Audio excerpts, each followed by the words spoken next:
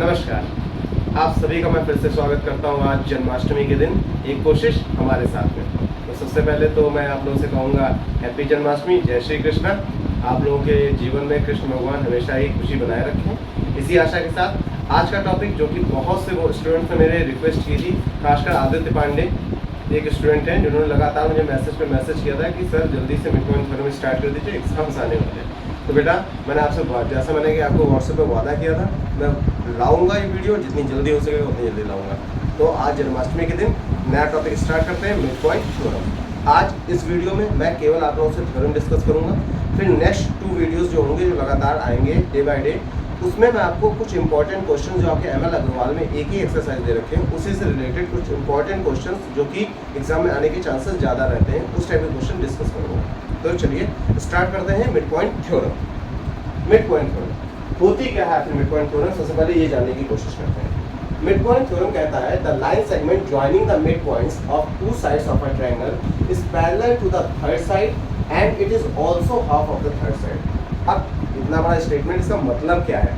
Main question तो यही है ना, स्टेटमेंट रखने से कोई फायदा नहीं, लेकिन जब तक मतलब न समझ आए। तो चलिए देखते हैं कहना क्या चाहता है स्टेटमेंट। ये स्टेटमेंट कहना चाहता है कि मान लीजिए कोई ट्रायंगल है, ठीक, सपोज मैंने एक एबीसी ट्रायंगल बना रखा है यहाँ पे।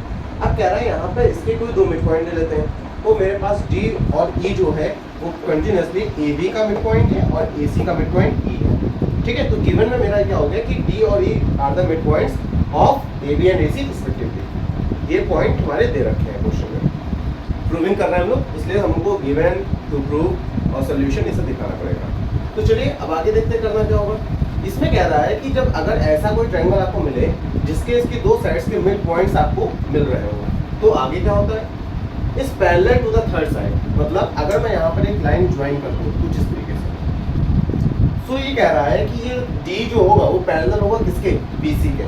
तो मतलब टू प्रूव में ये जाने वाला है कि हमको प्रूव करना है कि डी पैरेलल टू बीसी।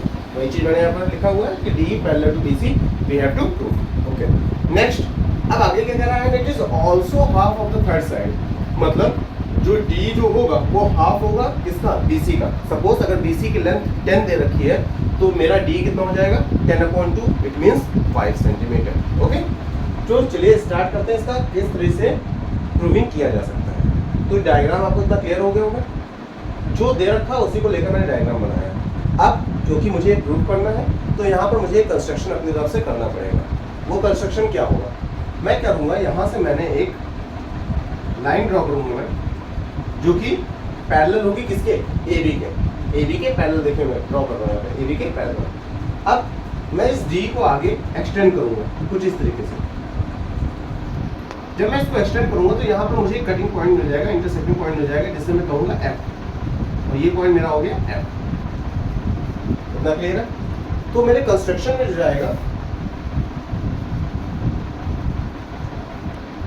मैं लिखूंगा कम बोलूंगा ज़्यादा, कंस्ट्रक्शन में जो जाएगा वो ये पॉइंट जाएगा कि यहाँ पर जो एक लाइन है हम लोग एक्सटेंड कर रहे हैं जो कि हमारी पैरेलल है किसके, ए बी के, और जब हम डी को आगे एक्सटेंड करते हैं तो इंटरसेक्टिंग पॉइंट हमें मिलता है एफ। इस तरीके से अब हमारे पास 2 ट्रायंगल मिल चुके हैं, दिख रहे होंगे आपको, एक ट्रायंगल ये मिल रहा है, एक ट्रायंगल ये मिल रहा है।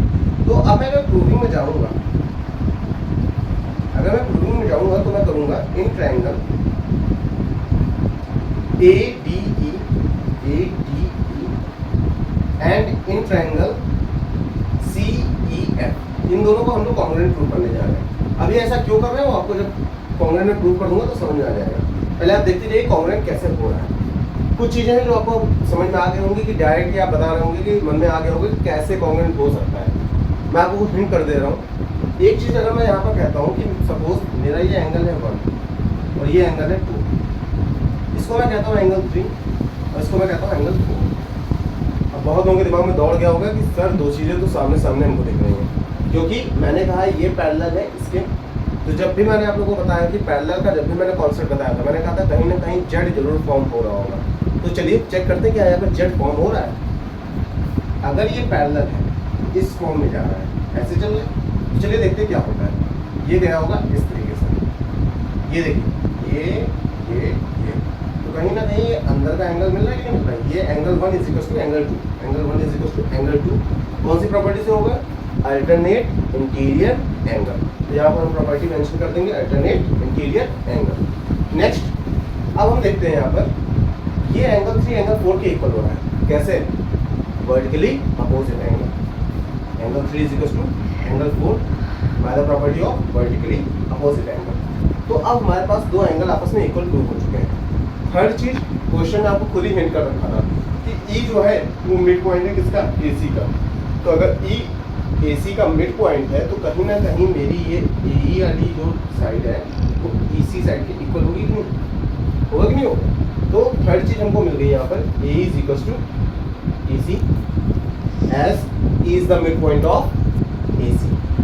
तो यहाँ पर AE is equal to EC मिलने से हमारा फायदा क्या हुआ कि हमको तीन प्रॉपर्टीज हमने जो दिखा दी कि हमारी इक्वल है।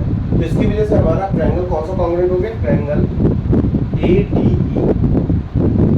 is congruent to triangle CEF by the property of AAS angle side। कितना क्लियर हो गया? कॉन्ग्रुएंट हमने प्रूव कर दिया। हमने प्रूव कर दिया कि ये ट्रायंगल हमारे इस ट्रायंगल का कॉन्ग्रुएंट है। लेकिन कॉन्ग्रुएंट प्रूव करने का फायदा क्या हुआ?